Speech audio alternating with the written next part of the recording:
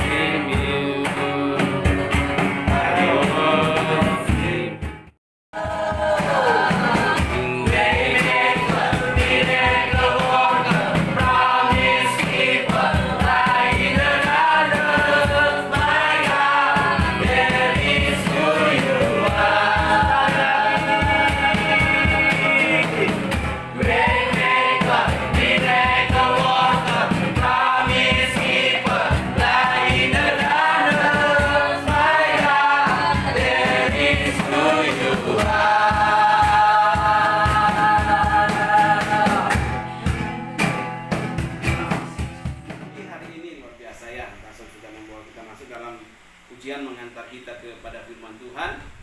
Pada pagi hari ini kita akan sama-sama melihat di dalam Yesaya pasal yang ke-40.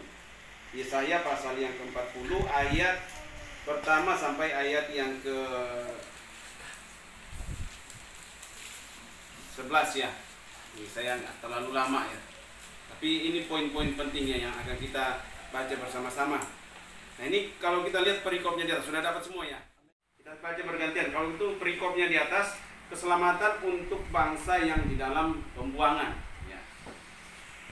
Berita kelepasan. Hiburkanlah, hiburkanlah umatku. Demikianlah firman Allahmu.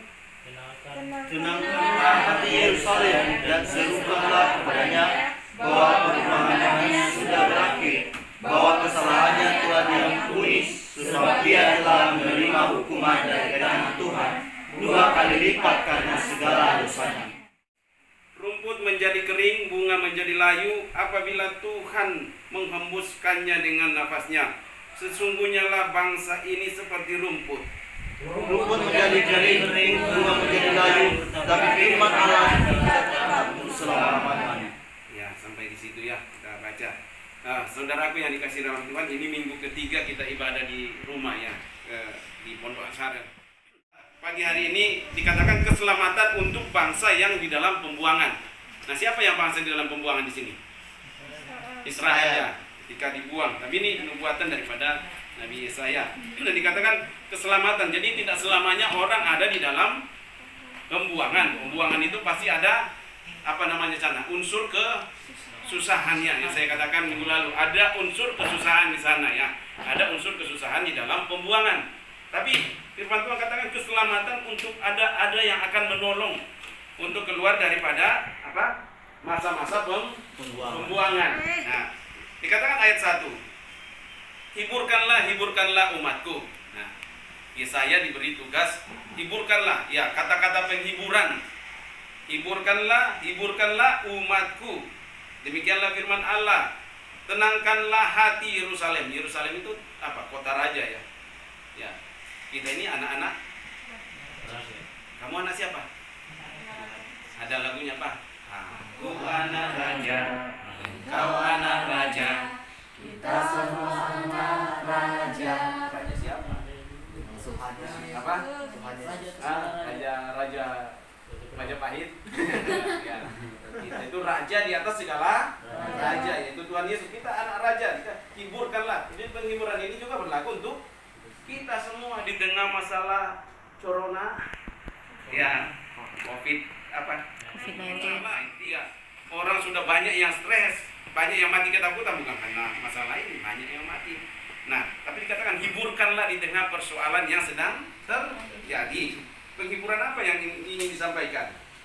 Demikianlah firman Tuhan, tenangkanlah hati Yerusalem, anak-anak raja, dan serukanlah kepadanya bahwa perhambaannya sudah berakhir. Bahwa akan masalah itu akan berakhir. Kapan berakhirnya? Itu waktunya tuh Tuhan. Ya, katakan bahwa perhambaan itu sudah berakhir. Masa-masa sulit, masa-masa kelam itu akan berakhir.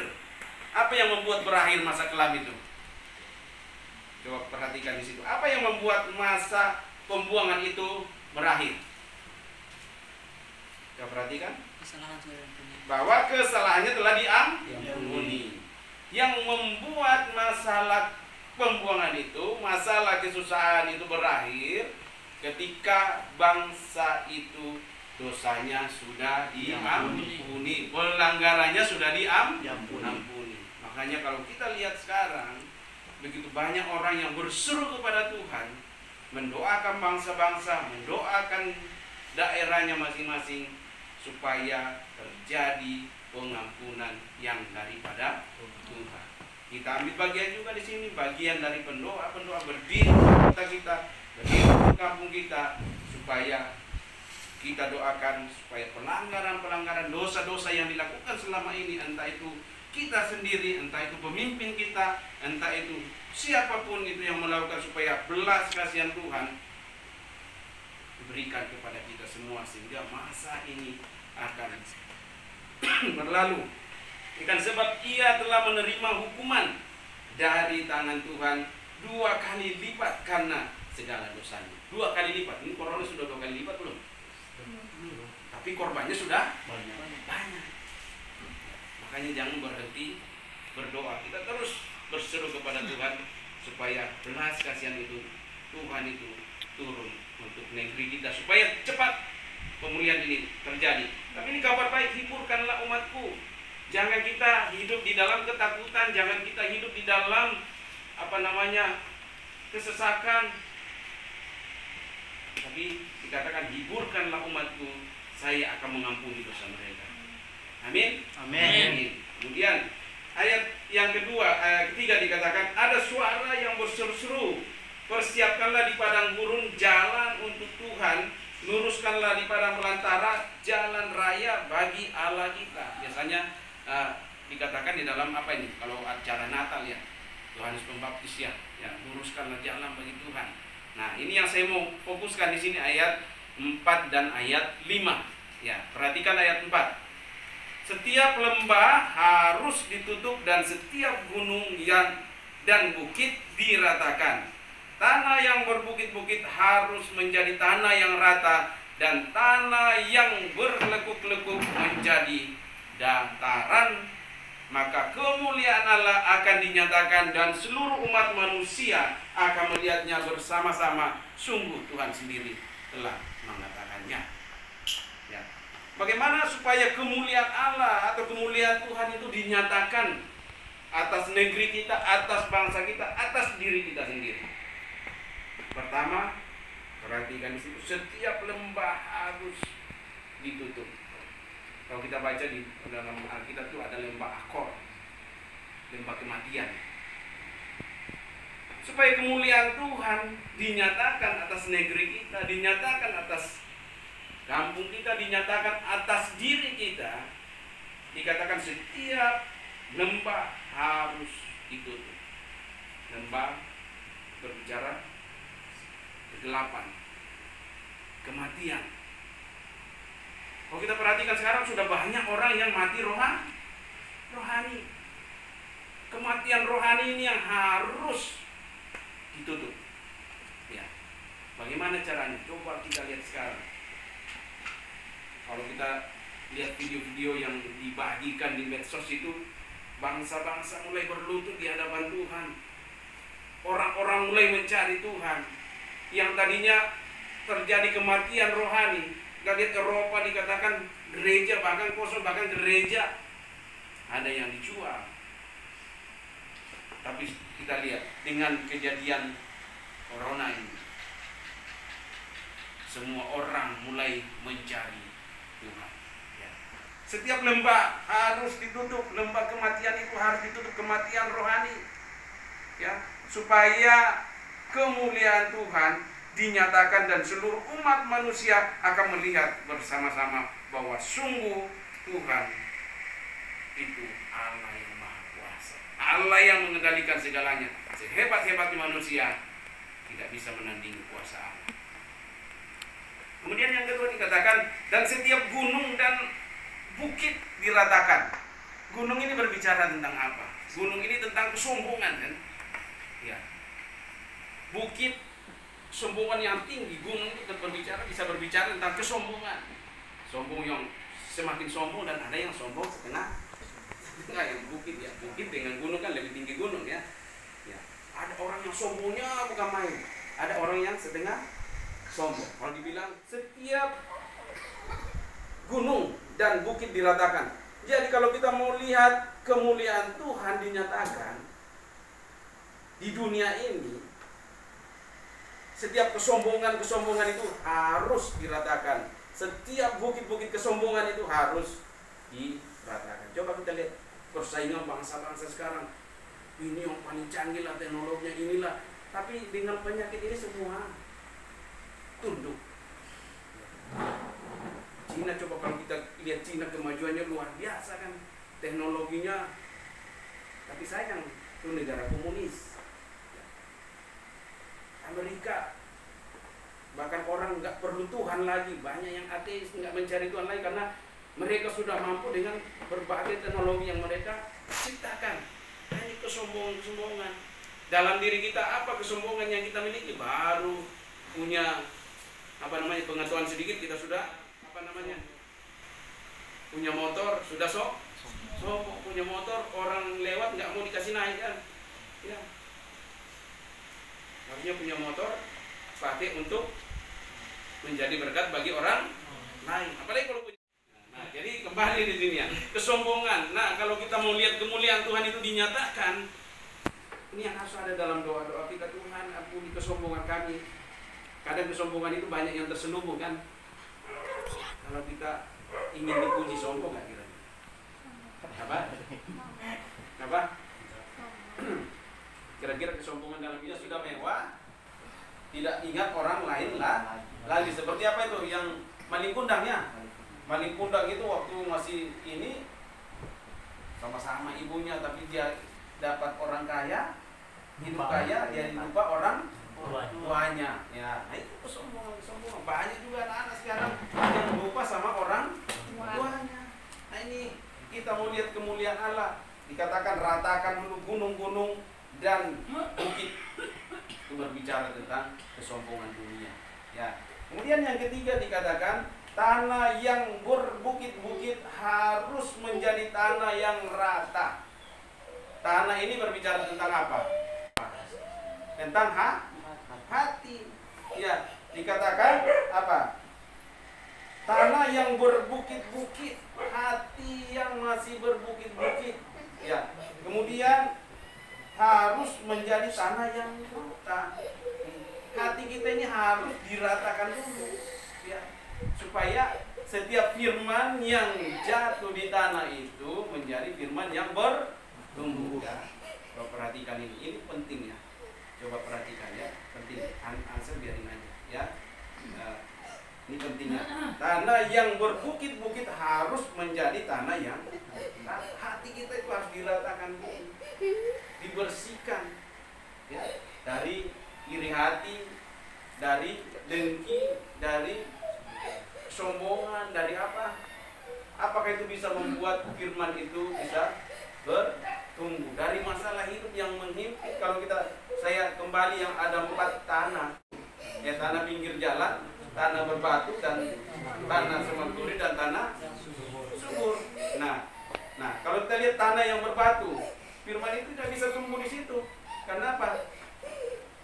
Banyak batu-batu ya, di jalanan. Tidak mungkin firman itu bertumbuh di sana. Nah, kalau kita tidak ratakan dulu, tidak bersihkan dulu, nggak mungkin firman yang kita dengar itu bisa bertumbuh. Nggak mungkin kemuliaan Tuhan itu akan dinyatakan di dalam setiap kehidupan kita. Nah, kemudian yang kedua, misalnya tanah tanah berbatu kan pinggir jalan kan. Firman itu belum tumbuh sudah hilang dimakan burung. Burung itu berbicara apa? Iblis atau kuasa-kuasa gelap. Ya, kemudian yang kedua apa namanya? Tanah yang jatuh di bebatuan. Baru tumbuh di atas, bisa tumbuh nggak? Ya, kecuali pakai hidroponik. Itu ya bisa tumbuh, tapi ini tidak bisa kan? Nggak ada air di situ. Mungkin dia masih bisa naik, tapi setelah panas terik matahari nggak bisa lagi bertumbuh. Kalau firman itu jatuh di tanah yang berbatu, nggak mungkin kemuliaan Allah itu bisa dinyatakan dimanfaatkan di dalam kehidupan kita. Nah, kemudian yang ketiga, tanah yang tanah semak duri. Kita sudah dengar firman Tuhan, tapi masalah persoalan, saya katakan siapa yang tidak punya masalah? Semua orang punya masalah kan? Ya. Yang pimpin WL tadi, Kotason ada masalah nggak? Banyak masalahnya. Putri ada masalah nggak? Semua yang punya masalah. Yang korban juga ada masalah nggak?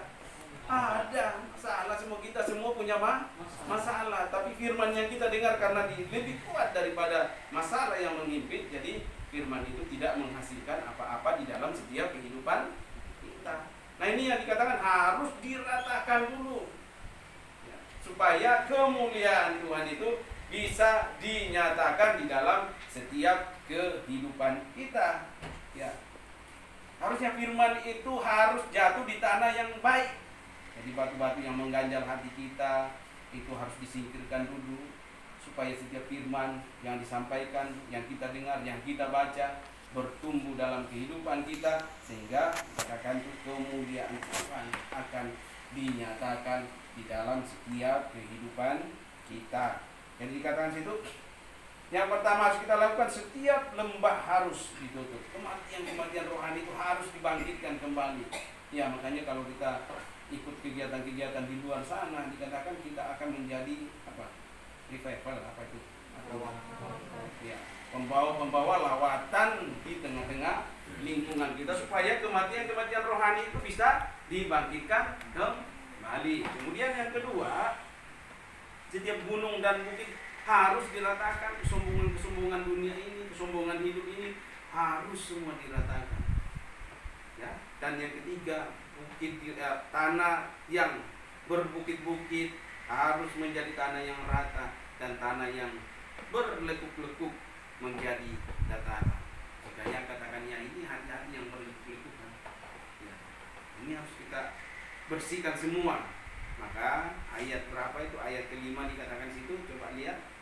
Maka kemuliaan Tuhan akan dinyatakan dan seluruh umat manusia akan melihatnya bersama-sama. Sungguh Tuhan sendiri yang mengatakan. Jadi ini tugas kita. Ini penghiburan. Dikatakan tadi di ayat pertama, hiburkanlah umatku, demikianlah firman Tuhan. Tenangkanlah hati Yerusalem dan serukanlah kepadanya bahwa perhambaannya sudah berakhir. Masalah itu akan berakhir ya, sebab ia telah menerima hukuman. Ya, hukuman itu sudah kita diterima oleh Israel 2 kali karena segala dosanya. Yang menyebabkan hukuman itu karena dosa-dosa. Oleh karena itu yang penyebab dosa-dosa itu ada di ayat di situ? Di ayat 4 tadi kan ya. Bukit kesombongan, gunung kesombongan, hati yang masih berlekuk-lekuk, bukit-bukit yang perlu diratakan dalam hidup kita. Banyak perbaikan-perbaikan yang harus kita lakukan di dalam hidup kita, supaya benar-benar kita akan melihat kemuliaan Allah akan dinyatakan di dalam setiap kehidupan kita. Kita akan melihat negeri kita akan melihat dunia dalam tatanan yang baru, di mana hanya nama Tuhan yang disuruhkan, ditinggikan di sana, dan kemuliaan Tuhan akan hadir di tengah-tengah dunia ini. Dan yang terakhir dikatakan, ada suara yang berkata, berserulah jawabku, apakah yang harus kuserukan? Seluruh umat manusia adalah seperti rumput, dan semua semaraknya seperti bunga di padang. Rumput menjadi kering, bunga menjadi layu apabila Tuhan menghembuskan dengan nafasnya. Sesungguhnya bangsa itu hanya rumput. Rumput menjadi kering, bunga menjadi layu, tetapi firman Allah kita tetap untuk selama-lamanya. Bangsa itu akan berakhir ya. Dunia ini akan berakhir, semua kecanggihannya akan berakhir, tapi firman pada mulanya adalah firman itu bersama-sama dengan Allah, dan firman itu adalah Allah sendiri. Firman itu akan kekal. Carilah dahulu kerajaan Allah dan kebenarannya, maka semuanya akan ditambahkan kepadamu. Cari yang kekal itu. Allah itu kekal. Kata bangsa-bangsa itu seperti rumput, termasuk kita yang ada di dalamnya seperti rumput. Sebentar mekar, sebentar hilang, layu, mati. Semua akan ada akhirnya. Kita akan ada akhirnya. Dunia ini akan ada akhirnya. Tapi firman itu kekal sampai selama lamanya. Itulah yang harus kita cari, itulah yang harus kita nomor satukan di dalam setiap kehidupan kita. Bersyukur hari ini kita diingatkan, dihiburkan kembali sama firman Tuhan. Bertobatlah, kembalilah ke jalan yang benar, carilah firman itu, carilah yang kekal itu. Dan kita sudah melakukannya, dan Tuhan akan melihat apa yang kita kerjakan di dalam setiap kehidupan kita masing-masing, dan kita akan melihat kemuliaan Allah akan dinyatakan di dalam kehidupan kita. Kalau Tuhan masih kasih umur panjang, kalau Tuhan masih mau kita melihat dunia ke depan, pasti Tuhan akan memberikan yang terbaik dalam setiap kehidupan kita menurut pandangan Tuhan. Amin untuk firman Tuhan. Kita berdiri, kita naikkan satu pujian.